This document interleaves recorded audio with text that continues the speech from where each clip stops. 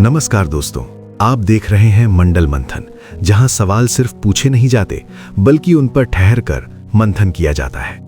आज का सवाल है, अगर सभी लोग नेटवर्क मार्केटिंग ही करने लगें तो क्या होगा? ये सवाल आज के समय में बहुत ज्यादा रेलेवेंट है, क्योंकि आज network marketing, MLM business, direct selling और पैसिव इनकम हर जगह चर्चा में है। लेकिन अगर सच में हर इंसान सिर्फ नेटवर्क मार्केटिंग ही करने लगे तो दुनिया कैसी होगी? आइए इस सवाल पर गहराई से सोचते हैं। आज नेटवर्क मार्केटिंग को कई नामों से जाना जाता है। MLM, multi level marketing, direct selling business, referral marketing और टीम बेस्ड बिजनेस मॉडल। लोग इसे financial freedom, work from home, residual income और पैसिव इनकम सोर्स का रास्ता मानते हैं। अब कल्पना कीजिए, अगर हर इंसान नेटवर्क मार्केटिंग कंपनी से जुड़ जाए, हर कोई डिस्ट्रीब्यूटर बन जाए, हर कोई डाउनलाइन बनाए, हर कोई प्रोडक्ट बेचने और टीम बनाने में लग जाए, तो क्या होगा? सबसे पहला सवाल यही उठेगा, उत्पाद खरीदेगा कौन?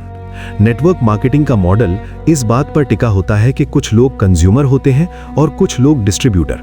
अगर सब डिस्ट्रीब्यूटर बन गए तो ग्राहक कहां से आएंगे? ये एक बुनियादी बिजनेस रियलिटी है जिससे कोई भी MLM प्लान बच नहीं सकता।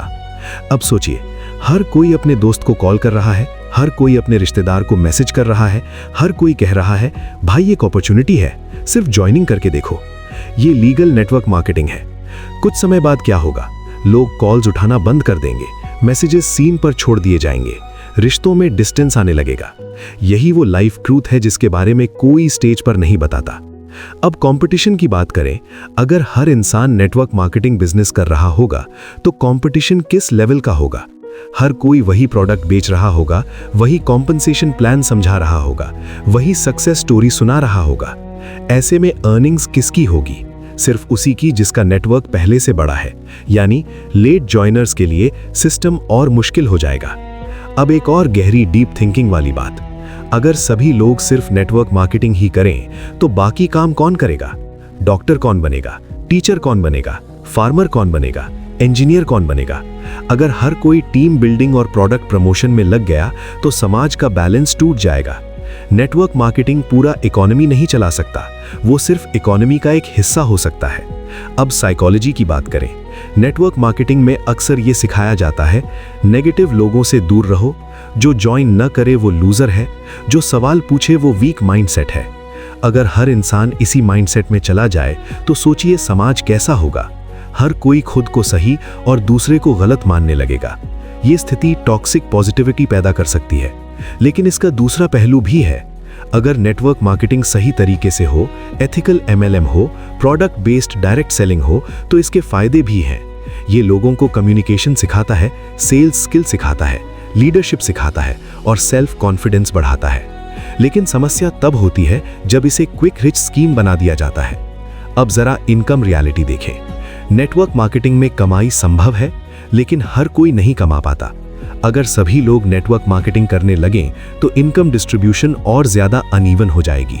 कुछ टॉप लीडर्स बहुत ज्यादा कमाएंगे और ज्यादातर लोग स्ट्रगल करते रहेंगे। ये बात किसी कंपनी के खिलाफ नहीं, बल्कि मॉडल की लिमिटेशन है। अब इस सवाल से हमें क्या सीख मिलती है?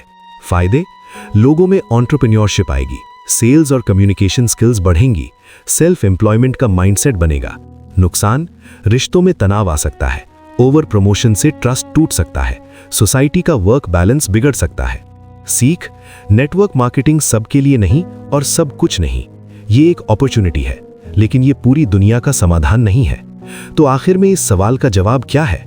अगर सभी लोग नेटवर्क मार्केटिंग ही करने लगें तो सिस्टम टिक नहीं पाएगा, क्योंकि हर बिजनेस मॉडल तभी चलता है जब डाइवर्सिटी होती है। नेटवर्क मार्केटिंग तभी सही है जब वो ऑप्शन हो, कंपल्शन नहीं।